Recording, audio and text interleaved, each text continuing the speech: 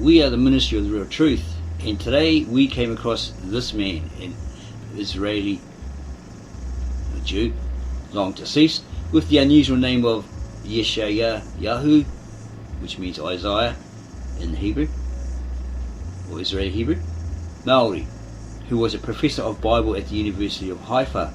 We found him extremely interesting, as his first name is obviously Israeli Jewish, but his last is Maori.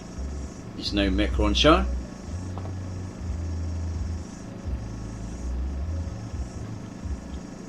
So maybe they have a different pronunciation to that particular name.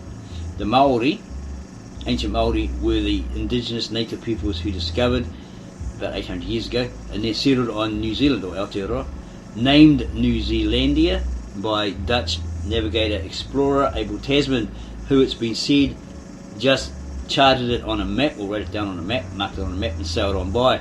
This is incorrect. We've done research. If he tried to land on the islands of Three Kings to get wood to repair his damaged ship, apparently one was too rocky, so he couldn't land.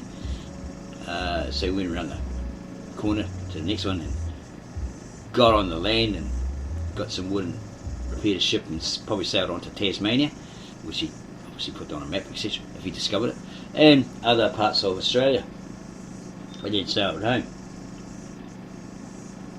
We tried to find more information about Yeshayahu Maori, and we found some completely in Hebrew, non-English. It wasn't very useful to us, and other information about how he was involved in this and that, and we finally came across his obituary, tribute, and also the following. Yeshayahu Maori, translated by Moshe J. Bernstein, or Moses J. Bernstein. And again, this particular man, with an interesting end name, Yeshayahu Maori, is a professor of Bible at the University of Haifa, or he was, but he's not dead. The approach of classical Jewish exegesis to Peshitta and Rashi and its implications for the teachings of the Bible today. One of the difficult dilemmas confronting the traditional teacher of the Bible concerns his attitude to the biblical exegesis found in Talmud and Midrash, and often cited in medieval biblical commentaries. The question posed bluntly is whether we are obliged to explain the text in consonance with Hazal's interpretation, even when it does not seem to accord with the plain sense of the verse. The problem, of course, is not limited to the teaching community, but while the non-teacher can avoid the issue, it confronts the teacher day in and day out. If the question is answered even partially in the negative, there may lurk a suspicion at the back of the teacher's mind that he is doing an injustice to his students, etc. This is a revised version of a Hebrew article which appeared in U. Simon, editor, and it's got some more information there.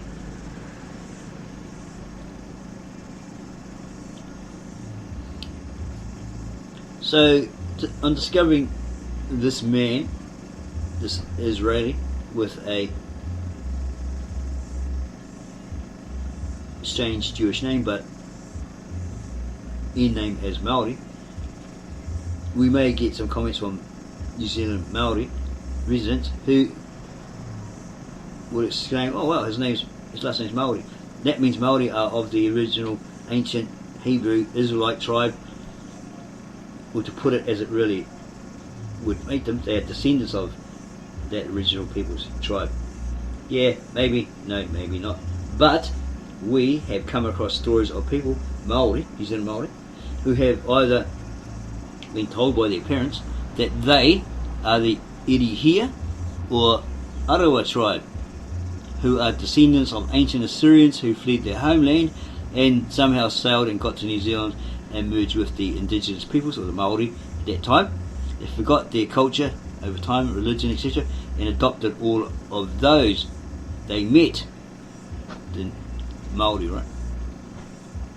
Befriended and eventually married and had children with. And also we've heard stories of Maori being descendants of the original ancient Israelites, those who were liberated from Egypt and slavery by God, according to the book of Exodus in the Bible. So let's continue to look at the information we've discovered on Yeshayahu Maori is translated by Moshe or Moses J. Bernstein. Okay, we found this ebook PDF, so we downloaded it, and it's got this information here. But these former rabbis, by the looks of it, from Spain and France. There also tends to be fewer reservations about resorting to the writings of authors who do not share a traditional Weltanschauung. Hopefully I pronounced that right. That's German, right? I'm not too sure what that actually means. German is very, very limited. Two factors appear to make for this distinction between halachic and narrative material. The major one is that the exegesis of a verse concerned with halakha has apparent implications for the actual fulfillment of the commandment halakha lima aseh. The interpretation of narrative material has no such practical consequences. The second factor may be subconscious. There are three basic criteria according to which we can establish what is Peshitta and what is Darash. Sorry, we don't know what those mean because we don't speak or write Hebrew. Someone out there may be able to tell us very nicely. Thank you. In the comments.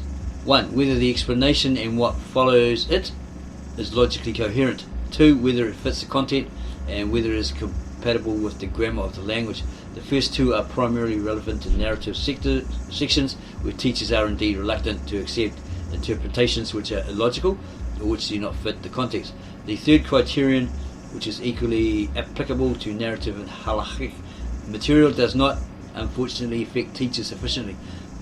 The teacher who cannot come to terms with an illogical or a contextual interpretation will readily accept a midrashic explanation with which the grammar of biblical Hebrew is not compatible. The following comment of Yosef Ibn Kaspi, early 14th century province, is of interest in this context. He remarks on the opening words of Exodus 21:7, and should a man sell his daughter? And he goes on about, I cannot explain the text dealing with commandments in the fashion demanded by the normal usage of the language, for if I should do so, I should innovate commandments and change the coin minted by the Talmudic sages.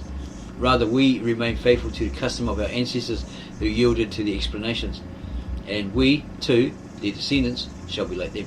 Therefore, if in this commentary I am brief in matters concerning the commandments, then the Talmud with a commentary of Rashi, he's got to see that one day, should be consulted, but in matters which do not concern the commandments, I shall favour no authority and let truth take its course.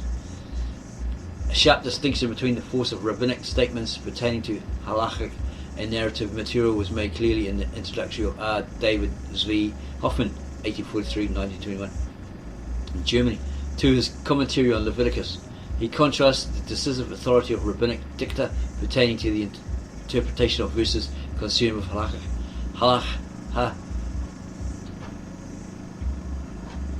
with the force of rabbinic comments in the matter of Agadah.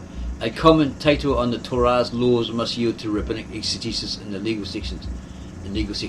Since halakha is synodic, but one cannot insist that the interpretation of non-legal passages was given at Sinai, and goes on and on. Okay.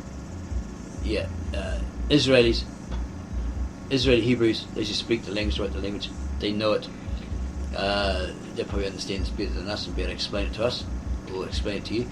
There's quite a lot of information there, different rabbis, different sources.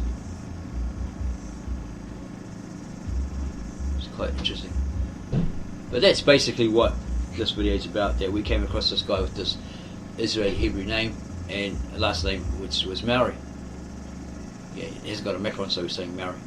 Right? We're not saying Maori or Maori or whatever, people come at us with, because macron is, so it's probably a different pronunciation. But yeah, it makes you wonder, okay, this name obviously was from a outside source. It wasn't originally the Maori's name, right? Think of it in that context.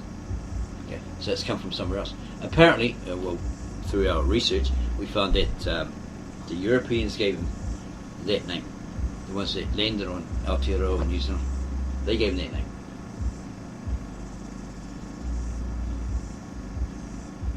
Which supposedly meant simple, I mean that they're like retarded or anything like that. They're just a bunch of simple natives, right? People. That's what they're getting at. Or basically saying. There's nothing derogative or anything like that.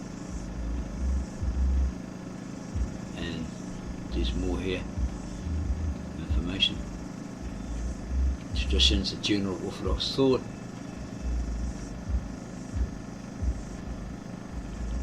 Which will probably be more understandable to an Israeli Hebrew that speaks the language, writes the language, has an extensive knowledge on it compared to what we know. Okay, we read in Rashbam's commentary the opening of Genesis. You've heard of that guy, read some of that guy, Rashbam. Most of the halachot derive from superfluities in the text, or the changes from the language in which a simple sense of scripture can be written to language from which the main point of a drasha can be derived. For example, these are the generations of heaven and earth in it being created. Genesis 2:4. And the sages interpreted by Darash through Abraham from the lengthiness of the expression, since there was no need to say, don't know what that word says, Ibrahim. Again, further information on Genesis 37:2 and so forth. So you could find this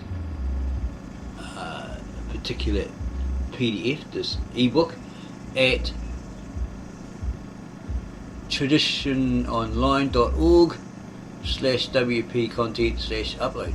We can't provide the link because we got a copyright strike apparently for something else, and now we have to like provide all this, one of these three options. We don't understand why. It never happened like that to us before. Okay, it's this new type of thing that YouTube's introduced, we believe. Okay.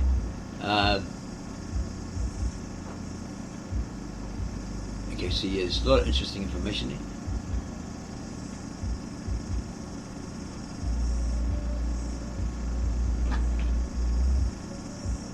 And a lot of footnotes or notes about what's being said.